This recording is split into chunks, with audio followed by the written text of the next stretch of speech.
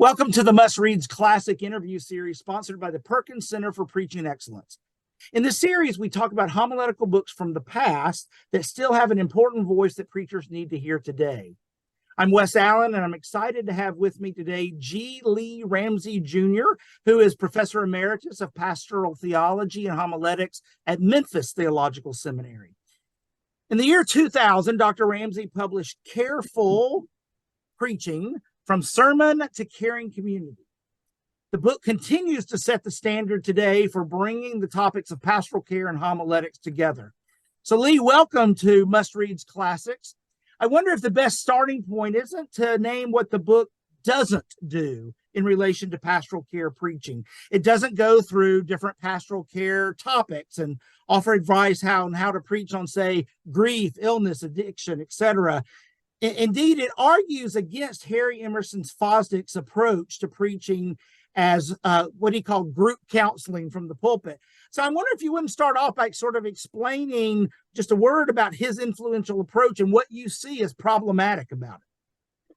Yeah, thanks, Wes. First, let me thank you for the invitation. I'm glad to be here and to be a part of the series. Yeah, Fosdick had such a huge impact on preaching, and I would say both in the Caucasian context as well as the African American context. People had gravitated from really Fosdick in the 30s all the way through the 50s, had gravitated towards his approach of, as you said, pastoral counseling on a group scale. And he thought a good indicator of what the effectiveness of his preaching would be if someone would come to him afterwards for a personal counseling session that would usually amount to about a 15-minute pep talk, as I understand it.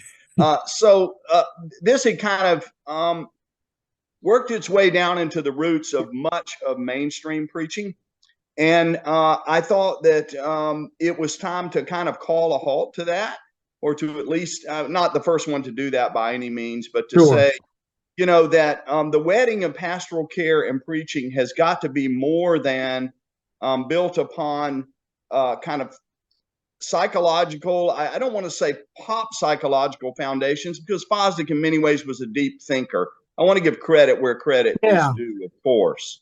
But it was time to sort of say, well, what more should there be?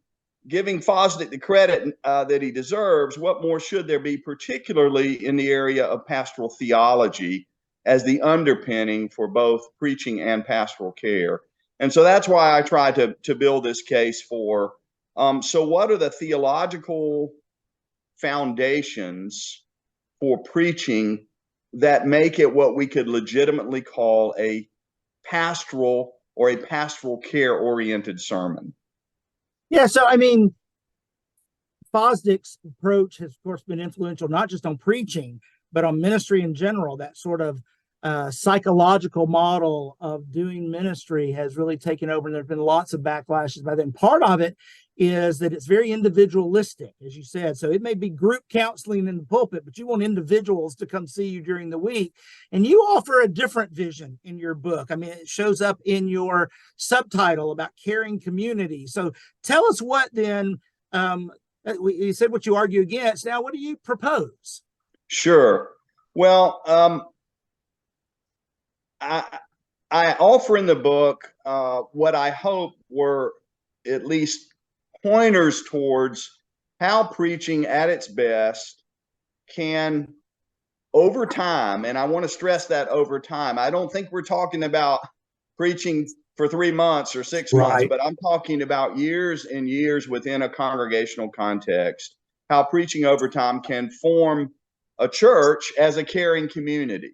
That is a community that expresses values like mutuality and compassion towards one another within the congregation, but equally so towards the stranger, towards the outsider, towards the person who's saying, well, what is church all about? And who are these people that are gathering on Sunday mornings to sit on hard pews and listen to somebody preach for any length of time from 10 to 40 minutes?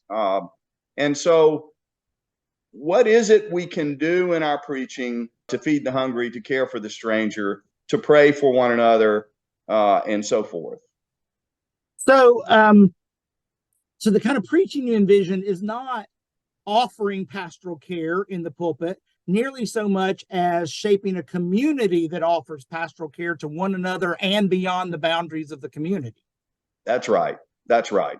Okay, so you wrote this book and it was published in 2000, right at the turn of the century. We're now about to enter the second quarter of the 21st century, so not quite 25 years ago, but almost. And as I look around at the world, we don't seem to be a more caring place. And as I look at the church, we don't seem to be a more caring community right now. We are divided constantly. The conflicts between right and left and culture enters the church. You and I are both United Methodists, and so we see this especially happening around issues of sexuality, but it's not limited to United Methodist Church. There's just divisions everywhere and conflict everywhere. So what does your book offer today, given those kinds of circumstances? Yeah, that's really a good question, Wes. I appreciate it. I can't say that I've thought a whole lot about my book in relationship to the current conflicts and divisiveness within culture, church and culture. But I mean, you name it well. I want to believe and want to trust that continuing to preach faithfully and being careful about the theology that is usually implicit in our sermons, but nevertheless real, has got to communicate across all these divisions. I do think that the times call for more boldness. I don't mean in your face, my way or no way, but more boldness in preaching, saying, you know, as best I understand the gospel today, it says thus, and it speaks to kind of a brokenhearted God, at the same time that it speaks to a God who wants us to come together and speak across the dividing lines and to draw us together. That is to have compassion for people that normally we wouldn't have much compassion for. And I have to check this within myself, right? It's easy to find all around me people that I disagree with and to say, well, they're just wrong and I'm right. So how can I preach in a way today that is both honest and courageous, but also humble, and inviting the person with whom I disagree, really inviting them to have their say as well. You know, that when I finish this sermon and finish leading this worship service, even if we disagree, I promise you, I'm going to listen to you. And I want you to get, you know, since you've given me that same courtesy by showing up in church, I'm going to give you that same courtesy in the fellowship hall or at the coffee, you know, pot or whatever. Yeah, that may caring not be a very helpful answer, Wes, but that's the best I can come up with. Actually, it is. I mean, I think shaping a community into the kind of caring community you envision implies that conflict doesn't have to make us where we can't love one another, where we can't be in community, where we can't show up and care at those crisis times in each other's lives and in the world. And so we may not be united on every issue, but we can still be united in Christ. And I think preaching can do a lot for that. Yes, absolutely. I mean, you just said it better than I can. Well, only because I've read your book. Your book, I just think I want to thank you for it as we close.